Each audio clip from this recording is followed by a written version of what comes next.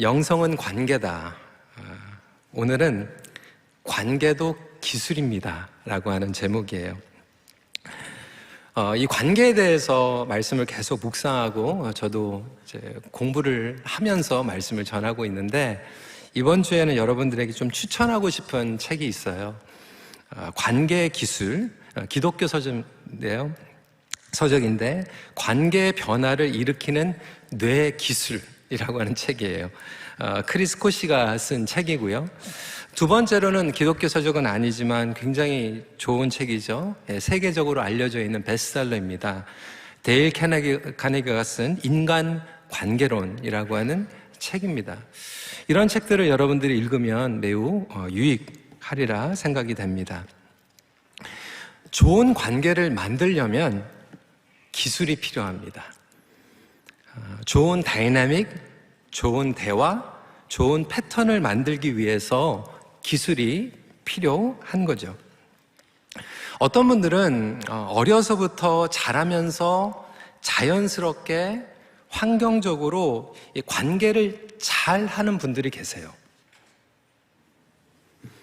그런데 반면에 어떤 분들은 그렇지 못한 환경에서 자란 분들도 많이 있습니다. 저도 사실 관계에 많이 서툴렀어요. 지금도 관계를 배우고 있습니다. 여러분, 교회에서 분열이 일어나고 힘들어가지고 떠나시는 분들을 보면요, 사실 90% 이상은 관계 때문에 떠나요. 제 동료들 중에서 목회를 열심히 하다가 이제 그만두는 경우, 또 실패를 경험하는 경우들 보면 말씀의 교리가 어긋나서기보다는 90% 이상이 관계 때문에 힘들어서 목회를 그만두는 경우들이 많이 있습니다. 그러니까 우리가 교회를 다닌다고 해가지고 관계가 저절로 좋아지는 것은 아니에요. 제가 몇 주 전에 말씀을 드렸지만 저는 안 믿는 가정에서 자랐어요. 저희 부모님도 교회를 저보다 늦게 다니셨습니다. 고등학교 때 예수님을 인격적으로 만나고 본어게인이 되었어요. 그러고 나서 교회를 다니면서 보니까요, 예전에 교회를 다니지 않으면서 믿지 않는 가족에서 자란 것보다 이렇게 관계가 이렇게 복잡한 분들이 너무 많아요. 막 싸우고 용서하지 못하고 품어주지 못하고 이런 관계들을 보게 됩니다. 왜 그럴까요? 그러니까 우리가 교회를 다닌다고 해서, 말씀을 듣는다고 해서 저절로 관계를 배우는 것은 아니기 때문에 그렇습니다. 제가 몇 주 전에 이 부모님과의 이 애착에 대해서 말씀을 전했는데 몇몇 분들이 이렇게 얘기하더라고요. 목사님, 요즘은 이런 거 얘기하지만 우리 때는 우리 부모님들이 아이들 10명씩 낳았어요. 우리 형제들 6명, 7명입니다. 무슨 부모와 애착이 있습니까? 그냥 나와서 키웠어요. 서바이벌 한 거예요. 그냥 첫째는 동생들 키우고, 또 동생들은 아버지한테 가지 않고 누나에게, 형에게 또 가가지고 또 이렇게 케어받고 뭐 그러면서 컸습니다. 그렇게 자라고 결혼하고 자식 낳고 이제 사는 거죠. 이게 당연한 거 아닙니까? 여러분, 물론 주님께서는 우리 모습 이대로 사랑하시고 은혜를 베푸시는 줄 믿으시기 바랍니다. 그러니까 주님께서는 저와 여러분들을 사랑하세요. 그런데 그 이유만으로 성장이 멈춰서는 안 돼요. 제가 청년들 그리고 젊은 부부 그리고 여전히 영어 목회를 하면서 끊임없이 듣고 이 문제 가운데 있는 게 그거예요. 우리 어르신들은 그 관계가 힘들어도요, 그냥 주일날 한번 막 예배 드리고 울고 마음 먹고 또 참고 그냥 살았어요. 그게 그런 걸로 알고 살았어요. 그런데 요즘 이 젊은 가정들을 보면요, 이 관계가 힘들어가지고 산다 못 산다. 너무나도 이 부부관계와 가정의 관계 때문에 어려워하는 가정. 그러니까 신앙 상담을 하다 보면요, 90%가 다 이 관계 문제예요. 우리의 삶 가운데에서 하나님 나라를 경험해야 되는데 가정과 교회가 천국이 아닌 지옥을 경험하는 경우들이 너무 많다는 거예요. 하나님의 마음은 어디 있을까요? 하나님께서 여러분들을 사랑하십니다. 그리고 그 사랑을 통해서 저와 여러분들이 풍성한 하나님 나라를 경험하길 원하세요. 매일매일 삶 가운데에서 지옥으로 살아가길 원치 않으세요. 하나님과의 관계가 회복될 뿐만이 아니라 저와 여러분들의 삶 가운데에서 관계를 통해서 천국을 경험하길 원하시는 것이죠. 사실 우리는 이 관계가 회복이 될 때 진정한 안식을 얻습니다. 세상의 모든 것들을 누린다고 해도 하나님과의 관계가 어긋나면요, 구원이 없고요, 안식이 없어요. 집에 아무리 근사한 가구들이 있을지라도 집에 갔는데 가족들하고 관계가 어긋나 있으면요, 집에 들어가고 싶지 않은 거잖아요. 여전히 하나님과의 관계가 어긋나 있고 다른 이들과의 관계가 어긋나 있으면 불안과 두려움 가운데에서 그 쉼을 빼앗기고 맙니다. 주님께서는 저와 여러분들에게 관계를 통해서 그분을 닮아가게 하시고, 그뿐만이 아니라 교회에 와가지고 봉사하는 건요, 그냥 일하기 위한 게 아니에요. 타스크가 아니에요. 그 일을 통하여서 온전히 관계를 맺고 섬기는 데 있습니다. 그럼에도 불구하고 여러분, 관계 쉽지 않잖아요. 매주 듣는데도 어렵습니다. 왜 그럴까요? 관계도 배워야 돼요. 관계에도 기술이 필요합니다. 여러분, 예수님께서 제자들에게요, 기도하는 것도 기도의 법을 가르쳐 주셨잖아요. 그러니까 관계도 관계 법이 있습니다. 오늘은 그 부분에 대해서 함께 나누고자 합니다. 첫 번째로 굉장히 중요한 포인트인데 뭐냐면, 관계의 기술은 어디에서 시작이 되냐면 생각에서 시작이 됩니다. 여기 마인셋이라고 얘기했는데, 이 책들을 보면요, 조금 더 구체적으로 얘기하면 이게 여러분 조금 생소할 수 있는데, 뇌에서 관계가 시작된다는 거예요. 뇌에서. 그 뇌에서 우리가 말하고 생각하고 행동하는 모든 것들을 관장합니다. 그러니까 우리의 결정을 생각이 좌우하는 거예요. 그리고 특별히 타인과 관계 맺는 것을 생각을 통해서 결정합니다. 여러분, 그러니까 이 지적으로 어린아이들과 관계를 맺는 것은요, 기대치가 다를 수밖에 없어요. 아이들은요, 이기주의입니다. 받기를 원해요. 근데 그 수준에서 관계를 맺어야 되는 거예요. 지적 장애를 가진 지체들과 관계를 맺을 수 있어요. 그렇지만 그 관계에 대한 기대치는 바뀌어야 돼요. 어르신들이 이제 노년이 와서 지적으로 이제 쇠약해지고 치매가 오게 되면 관계를 맺을 수 있지만, 그 지적인 기준에 따라서 기대치도 바뀌어야 되는 거예요. 왜 그럴까요? 생각에 따라서 관계를 맺는 것이 다르기 때문에 그렇습니다. 나의 생각을 통해서 내가 무엇을 먹을지, 언제 잠을 잘지, 그리고 오늘 설교를 내가 어떠한 마음으로 들을지 결정해 주는 거예요. 내가 저 사람 말은 듣고 싶다, 내가 저 사람 말은 듣고 싶지 않다. 그러니까 엄밀히 얘기하면 이 관계의 기술은 뇌 그리고 생각에서 달려져 있습니다. 오늘 본문을 보면 23절과 24절에 이렇게 얘기하고 있어요. 오직 너희의 심령이 새롭게 되어, your mind, 너희의 생각이 새롭게 되어서 하나님을 따라 의와 진리의 거룩함으로 지으심을 받은 새 사람을 입으라. 그러니까 새로운 사람, 새로운 습성으로 나아가려면 저와 여러분들의 심령이 새롭게 돼야 돼요. 저와 여러분들의 생각이 새롭게 되어야 됩니다. 그래서 새로운 습관과 기술이 연마가 되는 것이죠. 사실 우리의 생각은요, 그리고 뇌의 기술은 모두 관계적이에요. 왜? 우리 존재 자체가 관계적인 정체성을 가지고 있고, 관계적인 하나님이 저와 여러분들의 모든 부분들을 관계적으로 만드셨어요. 그래서 저와 여러분들의 생각과 뇌도 관계적으로 터득이 되는 거예요.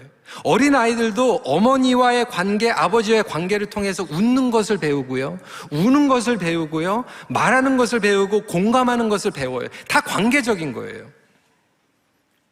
이것이 바로 저와 여러분들의 정체성이죠. 그래서 크리스 코시는 관계 기술에서 이렇게 얘기를 합니다. 관계 기술은 우리의 삶과 이해, 동기, 시간, 분위기, 가치, 태도, 행동, 그리고 우리 안의 마음과 생각을 중심으로 일어나는 것은 무엇이든지 조정하도록 돕는 종합적인 능력을 말한다. 이 엄청난 이야기입니다, 여러분. 그러니까 저와 여러분들이 관계에 대해서 설교를 듣고 내가 관계 잘해야지 그러면서도 계속 멈춰있는 이유는 왜 그러냐면 이 관계 기술이 바뀌지 않고 결핍되어 있기 때문이에요. 그러니까 언제 말하고, 언제 침묵을 지키고, 언제 공감해주고, 언제 사랑해주고, 언제 이해하고, 섬기고, 대접받고, 조화를 이루는지를 다 생각해서 작동하고 있기 때문에 그런 거예요. 그러니까 특히 나이가 들면 들수록 나의 생각이 이제 굳어집니다. 그러니까 관계 패턴이 굳어지는 거예요. 관계를 맺는 대화도 굳어지는 거예요. 이게 고정되어 버린 거죠. 제가 지난주에 말씀드린 것 같이 우리 삶이 나이테와 같이, 그러니까 나이테로 이렇게 새겨져 있는 것이 쉽게 바뀌지 않는다라고 하는 거예요. 그러니까 대화를 시작하는 것도 항상 똑같고요. 우스갯소리로 얘기했지만 어느 분이 항상 저에게 금식하는데요. 그러면 그러냐고. 그러고 나서 식사하셨어요? 그게 그냥 패턴이에요. 그냥 관계를 맺는 대화의 패턴. 일부러 저를 약 올리려고 그러는 게 아니라 그냥 생각의 루틴이 그냥 글로 가는 거예요. 그렇게 관계를 맺는 거죠.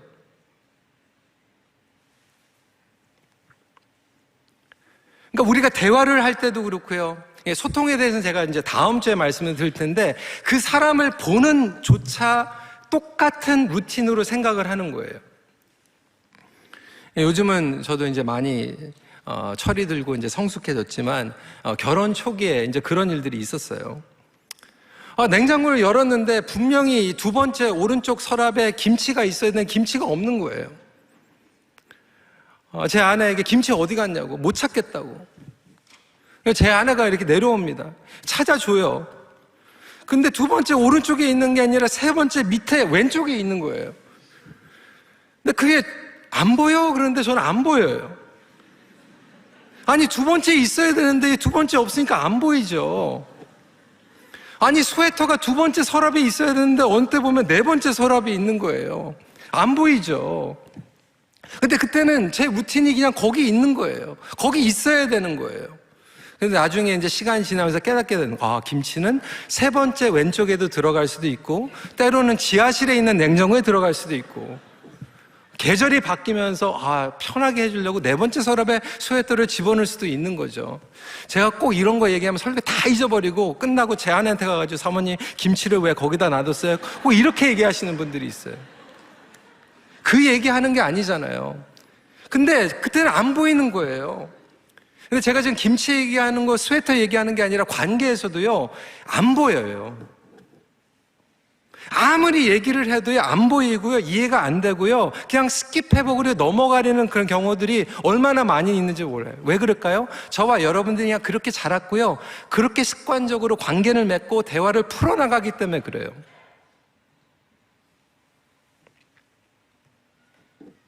그렇기 때문에 내가 관계를 잘해야지 그러면서도 그 다음날 가면 이 관계가 안 보이는 거예요.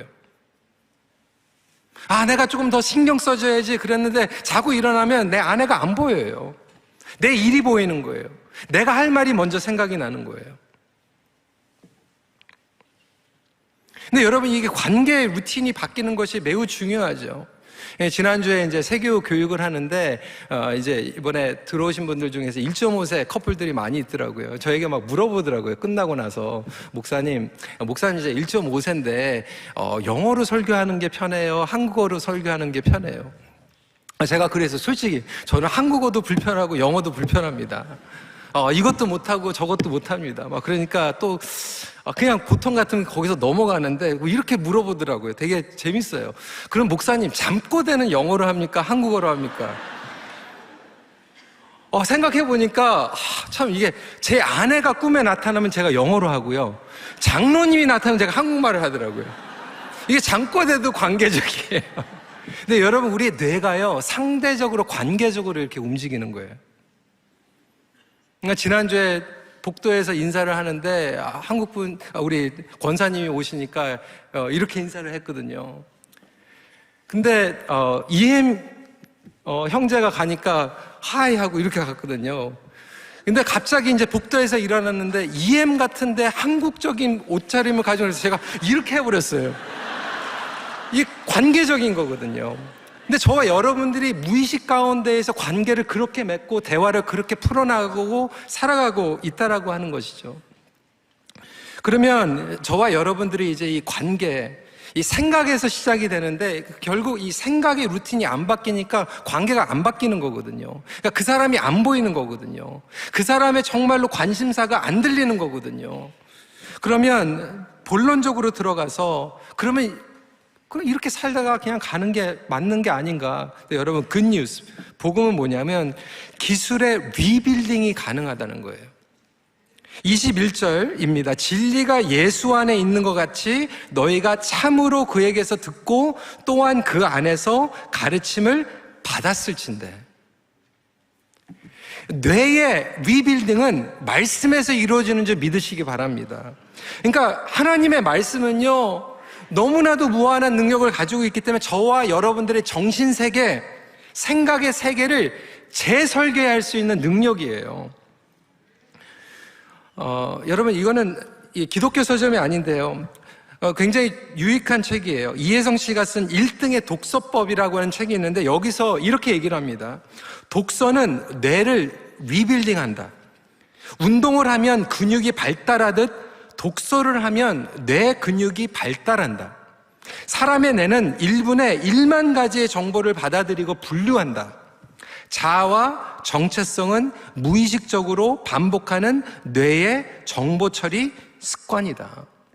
그러니까 여러분, 좋은 책을 읽는 게 얼마나 무궁무진한 유익을 주는지 몰라요. 그러니까 책을 읽으면요, 저와 여러분들의 정신세계, 생각이 리빌딩이 돼요. 근데 북미의 평균, 대학교 졸업하고요, 성인들이요, 죽을 때까지 평균으로 책 2권 이상은 안 읽는데요. 다 유튜브 보고, 쇼츠 보고. 그래서 어렸을 때 아이들에게 좋은 책을 만나게 해주는 만큼 제일 좋은 자녀 양육은 없어요. 그러니까 좋은 책을 통해서 아이들의 생각에 이 뇌 빌딩을 해주는 것이 중요한데, 제가 지금 드리는 말씀 뭐냐면, 여러분, 좋은 책이 우리의 뇌를 리빌딩 할 수 있고 이 뇌의 루틴을 바꿔줄 수 있는데, 하물며 하나님의 말씀을 읽으면 어떻게 될까요? 하나님의 말씀을 우리가 읽으면요, 우리 생각의 회로가 바뀌어져 버려요. 말씀을 읽고 말씀을 묵상하고 말씀으로 생각하고 말씀으로 대화하고 말씀으로 대화를 맺으면 우리의 인생 전체가 바뀌는 줄 믿으시기 바랍니다. 여러분, 이것만 붙잡아도 여러분들의 삶이 바뀌어요. 제가 예전에도 말씀을 드렸잖아요. 여기 와가지고 고등학교 때 영어로 기도하고 싶은데 영어로 기도가 안 되는 거예요. 어떻게 배웠겠어요? 뭐 영어 갑자기 나옵니까? 그냥 찬송가, 찬양, 영어 찬양 외우고요, 성경 영어 구절 외워가지고 그냥 그걸로 그냥 반복하는 거예요. 그걸 기도로 올려드리는 거예요. 그러다 보니까 제 기도가 성경적인 기도로 바뀌고요, 제 기도가 찬양적인 기도로 바뀌더라고요. 그래서 친구들하고 얘기할 때도요, 성경적으로 대화하면 영어가 풀리는 거예요. 그러니까 저와 여러분들이 대화를 풀어갈 때도, 생각을 할 때도 말씀으로 읽고 말씀으로 생각하고 말씀으로 풀어나가면 되는 거잖아요. 어떤 분들은 성경 공부는 열심히 하는데 여전히 대화는 성경과 전혀 상관이 없어요. 생각하는 것은 성경과 전혀 상관이 없어요. 그럼 제자훈련, 성경 공부하는 거 사실 너무나도 아깝지 않습니까? 생각은 그대로 나의 생각 패턴인데, 말씀으로 우리의 생각이 위빈들이 될 수 있다라고 하는 그 진리를 저와 여러분들이 붙잡으시길 주님의 이름으로 축원합니다. 25절에 그런즉 거짓을 버리고 각각 그 이웃과 더불어 참된 것을 말하라. 이는 우리가 서로 지체가 됨이라. 그래서 이 기술을 배우는 것도 중요한데 굉장히 더 중요한 포인트는 어디 있냐면, 기술을 연마하는 곳이 필요해요. Field Education. 그래서 기술을 연습하는 곳이 어디냐면 가정과 공동체예요. 신앙 성장과 성숙이 일어나는 세 가지 채널이 있는데, 통로가 있는데, 제가 여러 번 말씀드렸어요. 말씀, 기도, 그리고 교회 공동체예요. 이 세 가지를 통해서 영적인 성장과 성숙을 경험하게 됩니다. 교회를 뭐라고 해요? 코이노니아 공동체라고 얘기해요.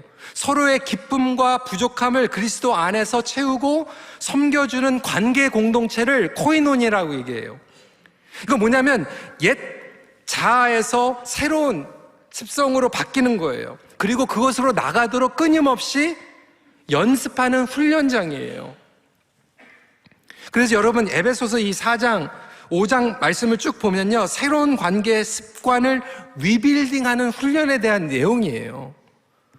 예를 들어 볼까요? 25절에 참된 것을 말하는 훈련, 26절에 분을 내어도 조종받지 않는 훈련, 28절에 선하게 섬기는 훈련, 29절에 더러운 말을 하지 않고 선한 말을 하는 훈련, 30절에 성령 안에서 생각하는 훈련, 32절에 서로 친절하며 용서하는 훈련, 이거를 하라는 거예요. 교회에서. 이거를 가정에서 하라는 거예요. 끊임없이.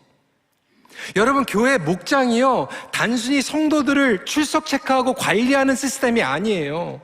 왜 목장을 하냐면 이 훈련하려고 하는 거예요. 이거 연습하라는 거예요. 죽을 때까지, 천국 갈 때까지 동료들과 지체들과 이 연습하라는 훈련이에요. 그래서 목장, 소그룹, 제자훈련 등이 가장 적합한 연습장인 줄 기억하시기 바랍니다. 여러분, 가정에서도요, 포기하지 않고 이거 연습해야 되는 거예요. 참된 것을 말하는 훈련, 분을 내도 조종받지 않는 훈련하고요, 더러운 말 하지 않고 선한 말 하는 훈련하고요, 용서하는 훈련하고 성령 안에서 생각하는 훈련. 근데 이게 안 되면요, 이게 dysfunctional family가 되는 거잖아요. 여러분, 교회가 이게 안 되면 dysfunctional church 되는 거예요. 그래서 저와 여러분들이 주님 불러주시는 그날까지 이 옛 습성을 버리고 새로운 습성으로 나가기 위해서 끊임없이 목숨을 걸고 연습하며 나아가는 그 과정이 성화 그리고 성숙의 과정인 줄 믿으시기 바랍니다. 그러니까 저와 여러분들의 짝꿍이 그거 연습하려고 붙여주신 짝꿍이에요. 그거 하라는 거예요. 말씀을 통해서 우리의 생각의 패턴이 바뀌고요, 그리고 끊임없이 가정과 교회를 통해서 이걸 훈련하는 장소인데, 여러분, 이 책에 보니까 자그마치 막 19개의 생각의 기술, 뇌 기술을 정리하고 있는데, 오늘은 시간이 없기 때문에 나중에 이제 세미나 같은 거 하면 좀 이걸 다 나누고 싶은데, 오늘은 몇 가지만 제가 나눌게요. 세 번째 포인트입니다. 우선순위의 기술들을 먼저 연습해야 됩니다. 제가 아까 말씀을 드린 이 크리스 코시의 관계의 변화를 일으키는 뇌 기술을 보면 19가지의 뇌 기술을 소개하고 있는데, 몇 가지만 제가 조금 소개를 하고 여기에 공통적인 것을 제가 또 나눌게요. 첫 번째가 뭐냐면 기쁨을 나누라는 거예요. 기쁨을 나누라. 그 두 번째가 뭐냐면 자신을 진정시켜라. 그런데 이건 조금 번역이 잘못된 거예요. 뭐냐면 self-regulation. 그러니까 자기 자신을 제어하고 다스릴 수 있어야 된다는 거예요. 자기의 생각과 자기의 마음을 다스릴 수 있는 것. 11번째로 뛰어나면 6가지 감정에서 기쁨으로 돌아가라. 이제 6가지 감정 뭐냐면 안 좋은 감정, 안 좋은 생각이 있다라고 하는 거예요. 그런데 그것이 있을 때 어떻게 다시 기쁨으로 돌아가는가. 12번째, 6가지 큰 감정이 안 좋은 감정에서 자기답게 행동하라는 것은 결국 이 6가지 감정에서 다시 self-regulation을 어떻게 하는가. 14번째는 육신을 멈추라. 이 얘기는 육신대로 생각하는 것을 멈추라. 19번째, 마지막은 복합한 감정을 다 처리하고 기쁨을 회복하라. 그래서 이 19가지의 공통점이 뭐냐면 결국 제일 중요한 게 있는데 뭐냐면 기쁨을 나누라. 그러니까 저와 여러분들이 이제 관계의 기술을 정말로 연마하고 싶고 여러 가지 중에서 다 힘든데 한 가지를 꼭 붙잡아야 된다라면 이거예요. 여러분, 기쁨을 나누라. 우리 같이 한번 읽도록 하겠습니다. 에베소서 5장 10절 말씀 읽을까요? 시작. 주를 기쁘시게 할 것이 무엇인가 시험하여 보라. 5장 19절입니다. 시작. 시와 찬송과 신령한 노래들로 서로 화답하며 너희의 마음으로 주께 노래하며 찬송하며. 5장 20절 시작. 범사에 우리 주 예수 그리스도의 이름으로 항상 아버지 하나님께 감사하며. 그러니까 관계를 좋게 하고 향상시키기 위한 그 여러 가지 기술 중에서 가장 근본적으로 기초적인 것이 뭐냐면 기쁨을 나누는 것. 예를 들어 볼게요. 여러분, 한국의 요즘 뉴스 들어보면요, 정말 골치 아프지 않습니까? 왜 이렇게 분노가 많아요? 왜 이렇게 분열이 있습니까? 서로 비방하고 욕하고. 근데 저는 아직도 기억이 나는 게, 제가 LA 있을 때 그 월드컵, 한국, 대한민국 4강 거리에 뛰어나와가지고요, 정말로 그 광장에서요, 모든 사람들이 다 기뻐 뛰면서 춤췄어요. 대한민국 외쳤어요. 왜 그랬을까요? 기뻤기 때문에. 제가 한번 영화를 보는데 재밌더라고요. 어느 바에서 메이플립 하키하는 거를 봤는데 결승전에서 메이플립이 결승을 이겼어요. 스탠리컵을 땄어요. 그러니까 모르는데 어떤 사람이 오늘 내가 다 산다. 왜 그랬을까요? 기뻐가지고 막 박수치고 막 셀러브레이션 하고요. 근데 여러분, 친해지기 원하십니까? 관계가 향상되기 원하십니까? 이거 잘하면요 정말 회복이 돼요. 뭐냐면 기쁨을 많이 나눠요. 기쁨을 많이 나누는 부부가요 행복하고요, 기쁨을 많이 나누는 패밀리들이 행복하고요, 기쁨을 많이 나누는 교회 그리고 목장이요 해피합니다. 여러분, 잘 되는 목장 보세요. 매번 하여튼 핑계가 많아요. 이날은 누구 생일 케이크 부르, 이날은 누구 아무개 뭐 학교 들어가가지고 또 셀러브레이트 하고, 이날은 아무것도 없어서 또 셀러브레이트 하고, 뭐 이렇게 핑계거리가 많은데 셀러브레이트 많아요. 저희 가족들 보니까 좀 그렇더라고요. 막 1월 달에는 일해서 같이 셀러브레이트 하고, 2월 달에는 누구 생신에서 셀러브레이트 하고, 가만 다 생각해 보니까 한 달만 뭐가 없어. 그래서 그때는 또 아무것도 없어서 신나서 또 셀러브레이트 하고.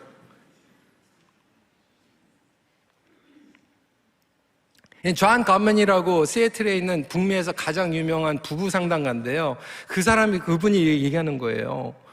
행복한 커플도 싸운대요. 건강한 커플도 싸운대요. 그런데 행복하고 건강한 커플들의 비결은 뭐냐면, 싸울 때도 있지만 웃을 일, 행복한 일이 불행한 기억보다 더 많은 거예요. 그런데 불행한 커플들을 보면요, 행복하고 웃을 때보다 안 좋았던 일, 불행했던 일이 더 많이 생각나는 거예요. 그러니까 여러분, 자녀들이 왔을 때 너 왜 이렇게 이번에 살쪘냐? 왜 이렇게 피부가 퍽퍽하냐? 왜 둘째 언제 낳냐? 셋째 언제 낳냐? 너는 뭐 언제 돈 벌어 오냐? 뭐 이런 거 얘기하면요 안 가고 싶어요. 근데 봤을 때 너무 좋다, 너무 반갑다, 그리웠다, 같이 모이니까 진짜 행복하다, 멀리 있어도요 가고 싶어요. 찰스 스퍼전은 이렇게 얘기했어요. 행복은 우리가 소유한 것이 아니라 우리가 감사하는 것에 의해서 만들어진다. 조금 더 구체적으로 얘기하면, 저와 여러분들이 기뻐하고 감사하면요 거기 위에 그냥 행복이 그냥 얹혀져 버려요.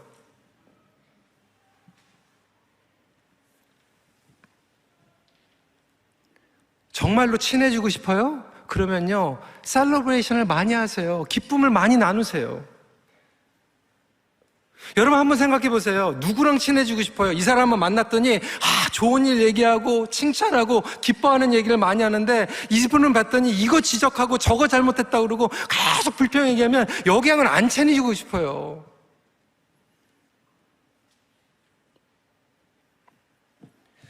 기쁨을 나누라고 말씀을 드렸는데, 아까 말씀드린 거 6가지 감정, 이게 굉장히 중요한 포인트예요. 왜 그러냐면 인간의 뇌는, 생각은 6가지의 불쾌한 감정을 느낄 수 있도록 연결되어 있대요.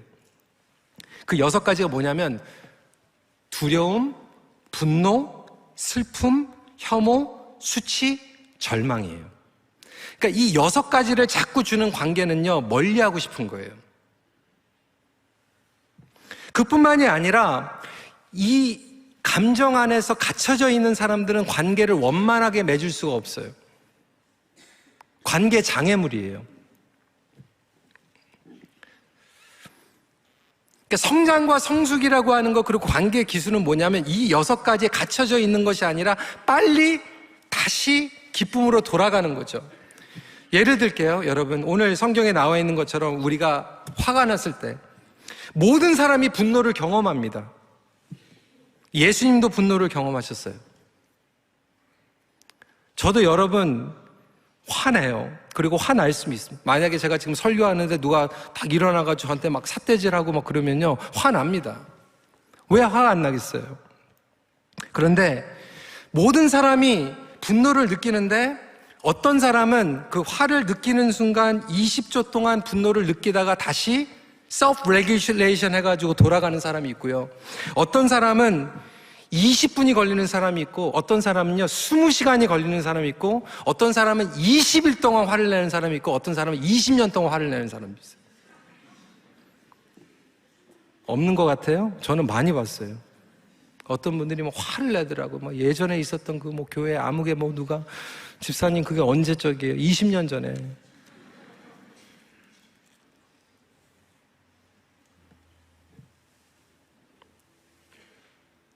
그러니까 이거를 터득하지 못하니까 분노 장애가 걸리는 거예요. 여러분은 어떻습니까? 어떤 분들은 정말 화를 내는데 정말 20일 가잖아요. 20시간 가잖아요. 그러니까 말씀을 보면요, 분노가 오는 건 당연하거든요. 근데 그 분노를 가지고 내가 어떻게 다시 말씀으로 돌아갈 수 있는가? 생각의 루틴을 여기에서 스탁되어 있는 게 아니라 다시 하나님께 돌아갈 수 있는가? 이거를 터득하지 못하니까 엉뚱한 사람들한테 폭발하고 절제되지 않는 분노를 막 스필해버리고. 여러분, 동물도요, 화를 내가지고 가리키는 거하고 잘했다고 과자 주는 거하고 뭐가 잘 들을까요? 당연히. 그러니까 안 된다 해가지고 바뀌는 게 아니라 정말로 잘하는 것들을 칭찬해주고.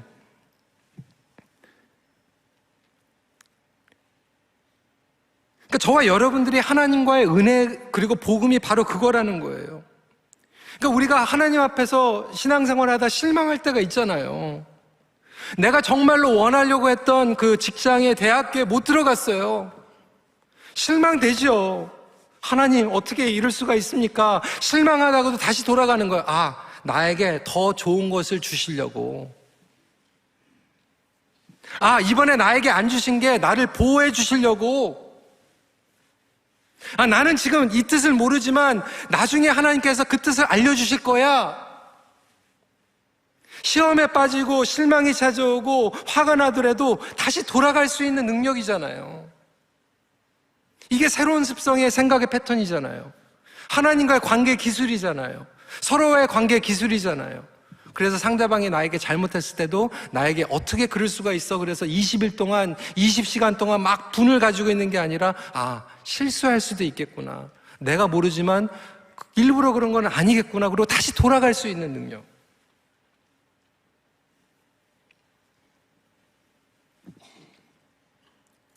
사람에게 거절을 당했을 때도, 뜻하지 않은 질병이 찾아왔을 때도 누가 결국 하나님과 친한 거예요. 다시 하나님의 기쁨과 은혜로 돌아가는 사람이 하나님과 친한 거예요.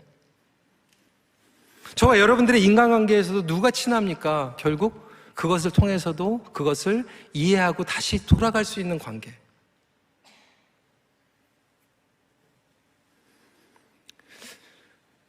여러분, 하나님의 마음은 어떨 것 같아요? 하나님의 마음은 저와 여러분들이 연약하고 실수하고 넘어져도 저와 여러분들이 다시 돌아올 수 있도록 인내하시고 용서하시는 하나님인 줄 믿으시기 바랍니다. 그게 복음 안에서의 관계예요. 여러분, 오늘 결단하십시오. 여러분들은 어떻게 자녀들과 손주들과 교회 식구들과 관계 맺으시기 원하세요?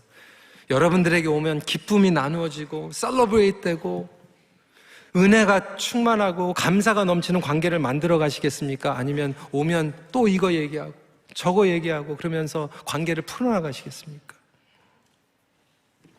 기쁨과 감사를 나누는 관계로 저와 여러분들이 훈련하며 나아가기를 간절히 기도합니다. 말씀을 마칩니다. 관계 기술은 죄와 이기주의로 무너져 있는 관계를 재건해 줍니다.